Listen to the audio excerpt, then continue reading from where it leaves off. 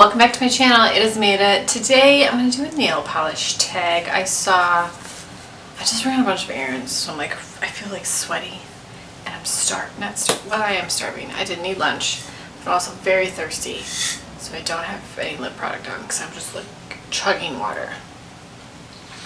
Today I'm going to be doing a nail polish tag. I saw Amanda, the nail polish hound, do this tag. I love a tag video, whether it's makeup or nail polish, and I thought that this would be a good one to do. So this was started by the Nail Niche, and I'll have her video linked down below, and then there are questions. Obviously there are questions.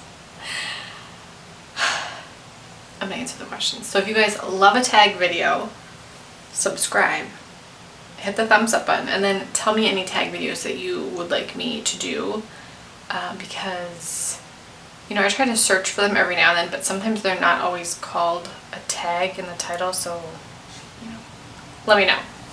Let's get to the questions. The first question is, how many polishes do you currently have in your collection? I've got to update my spreadsheet because I have a basket of nail polish to add to it. I'm so bad about keeping on top of that. I can tell you what's in my spreadsheet. I'll put the number here because I will update that, and then put the number here because I'm going to be adding.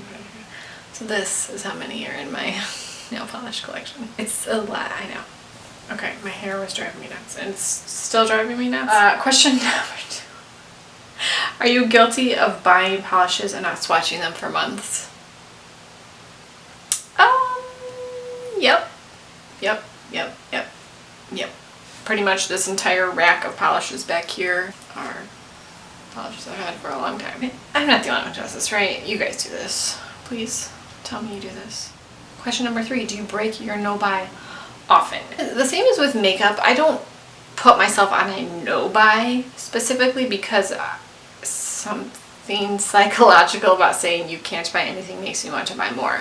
I definitely do not buy as much polish as I used to. I buy China Glaze collections because I love China Glaze, and also those do well on my channel. And then I do have the Orly Color Pass because I love Orly, and Orly also does pretty well on my channel. I've cut way back on my polish pickup buying. I don't put myself on a no-buy, so I guess yes, but I've definitely cut way back on the polish that I purchase, so no. I don't really know how to answer that accurately. I don't necessarily have a no-buy, but I do buy less polish than I used to. The next question is, do you have trouble destashing your polishes? Sometimes. I have to be in the right mood to destash nail polish, so I don't really do it in any sort of cycle. But when I'm in the mood to destash something, I destash it.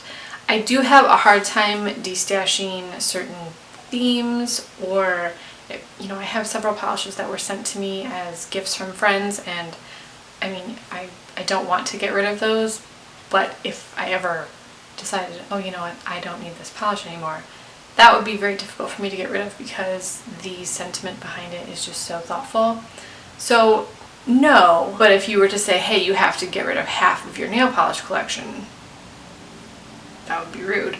And I would have a hard time doing that because I really do like what I keep, and it's difficult to find a place to put these destash polishes. I have no interest in running a destash account. That's why if I do a destash sale, it's a mystery bundle of polishes. I'm trying to destash things to get them out of my house, and if they're still just sitting here taking up space, what's the point? I might as well be wearing the polish.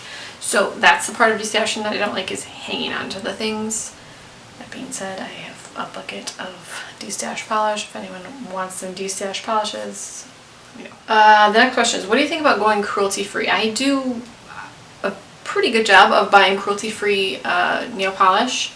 The only one that I kind of allow myself to purchase is Sally Hansen because my daughter loves the Sally Hansen Insta-Dry polishes. But otherwise, I think all of my recent purchases have been cruelty-free. I do buy a lot of indies, and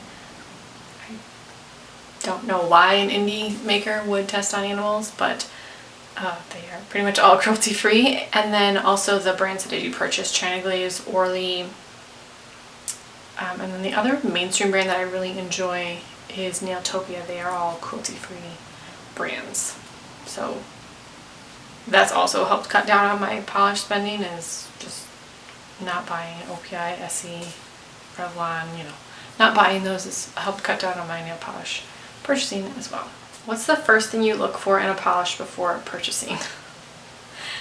Well, of course, I'm instantly drawn to the color. And if it is a polish that fits a theme that I like, there's so many pop culture themes and references and collections in a lot of the, especially indie nail polish. If it's a theme that I really like, if it's like an office polish or a friend's polish, I think, oh, yes, I do love that. Or Lord of the Rings or something. I do love those things. Aside from that, if it's not a theme that I know I like, I mean, it's just the color. The next thing is price. I don't mind supporting indie brands, but some of the indie brands are quite expensive, and I'm just not spending $17 on a nail polish. I think that's too much. So if it's a theme that I like and a color that I like, but it's a $17 nail polish, well, I'm not buying that. That's just very expensive. That's my criteria. Should I be thinking, do I have a dupe for this? Yes, I should. Do I think that? Not always.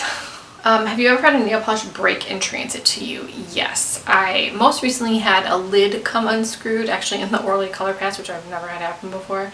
And where did it go? This Flight of Fancy color. You can see this light part up here is the polish that leaked. I mean, it didn't break, the cap just came unscrewed, so I cleaned it all up, it's fine. But I have also had polishes just smash in transit, and I mean, they were wrapped. It's, you know, not the maker's fault or anything like that. It happens, so yes, I have. When your nails break, do you trim the rest down? Depends on how bad the break is. I try to file them to a somewhat even length, but I've also had, and it's always on my swatch hand, it's never on my right hand that I don't care about. It's always on my swatch hand, and it's usually the day that I have a lot of polish to swatch. I don't really like my nails that short. I think my nail length, I think nail polish looks better on a very specific length of my nails, so if it's down to the quick or something like that, I don't want to trim the rest from down that far, but I will trim them a little shorter so it's not quite as obvious. I know it's annoying and I don't like looking at it either, but I'm also not going to sacrifice all my nails for one trader. The next question is, do you buy a whole collection even if you don't like all of the colors just to have it complete? That depends. If it's a collection that I'm purchasing to review, such as a China Glaze collection, or, well, Orly is only a 6-piece collection, but or when I did purchase Zoya, they do send me PR, which I am so thankful for. But I would purchase those for review. And for indie polishes, if I purchased the whole collection because I like the whole collection, but there are some indies, Glam Polish is the one that comes to mind.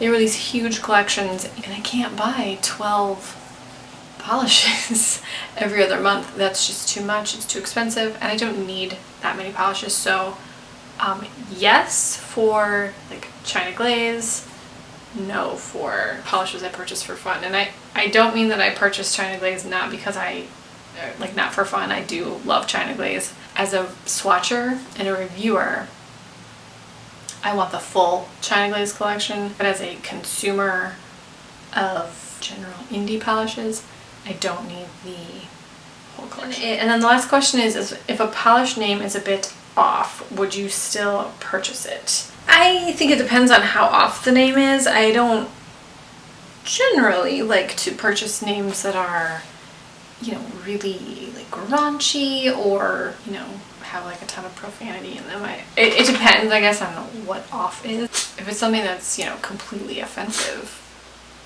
no.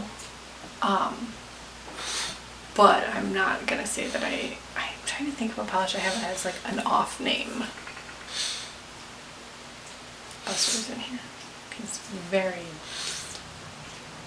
sneezy. I don't know what he's doing. I can't think of a polish I own that has a weird, like, off name. It depends on what the name is. And that is the Nail Polish Addict tag. I would love to know your answers to any or all of these questions. You can answer them in the comments. And let me know what other tag videos you would like to see. Thank you guys so much for watching. I will talk to you in my next video.